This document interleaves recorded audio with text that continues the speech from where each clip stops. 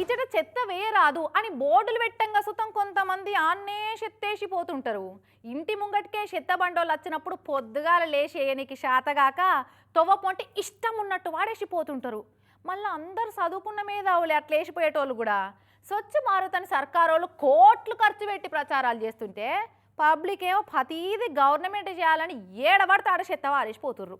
అట్లా వేసిన ఒక సిపాయికి ఒక ఊరి సర్పంచ్ భర్త సచివాలయం సిబ్బంది ఎట్లా బుద్ధి చెప్పిరో చూసిరా పోరి. చెప్పంగినకపోతే షడంగా చూసుడంటే ఇదే మరి. అంబేద్కర్ కోనసీమ జిల్లా మామిడికుదురు మండలం గోగన్న మఠం కాడు ఉండే ఈ చికెన్ షాప్ వాళ్ళు కోళ్ళ బూరు వేస్టేజ్ అంతా తీసుకొచ్చి మెయిన్ రోడ్డు పొంటి వేస్తున్నారట.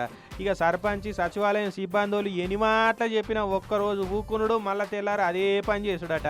ఇక ఇట్లా చెప్తే కాదని యాస్టకు వచ్చి చికెన్ సెంటర్ వాళ్ళు పడేసిన వేస్టేజ్ అంతా సంచులలో ఎత్తుకపోయి సర్పంచ్ భర్త సచివాలయం సిబ్బందులు ఇగో ఇట్లా రిక్షాలో తీసుకొని వచ్చి చికెన్ షాప్ ముంగట ఇట్లా గుమ్మరిచ్చిర్రు.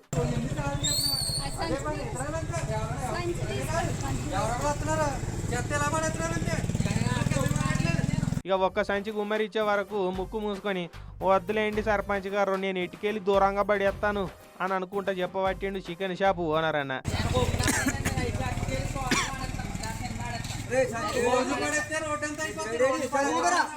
మరి ఈ బుద్ధి ముందే ఉంటే ఏమో మనుషులు తిరిగిన జాగాల దూరంగా పడేసుకోవచ్చు కదా. పురాగా తొవ్వల పడేస్తే చచ్చిపోయేటోళ్ళకి ఎంత తక్లీఫ్ ఉంటుంది ఏం కదా. స్వచ్ఛ భారత్ అని కొలుపెట్టి చెప్తుంటే మీరేమో గిట్లా చేస్తే ఎట్లా అని 4 సొట్లు పెట్టినాక ట్యాప్ అయిందండి ఎక్కడ నుంచి రోడ్డు మీద పడేయనండి అని చెప్పుకరా పట్టిండు ఆ షాప్ అయినా.